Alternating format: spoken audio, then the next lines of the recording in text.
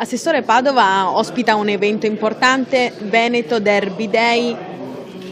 È un evento importantissimo, in particolare per una regione come il Veneto, per una città come Padova, dove il rugby è una passione che contagia tantissimi giovani e non giovani, ed è un onore per la città ospitare questo evento che mette insieme il meglio del rugby veneto.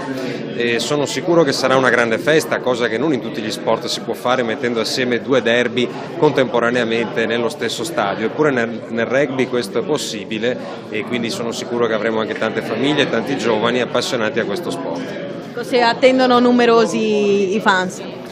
Ma ci sono varie stime, diciamo che noi pensiamo che non arriveranno meno di 5.000 persone, vista la qualità delle squadre in campo, il nostro Petrarca e le altre tre venete che solitamente riescono a mettere insieme parecchi tifosi, concentrandole tutte e quattro nello stesso pomeriggio. Ci aspettiamo numeri interessanti.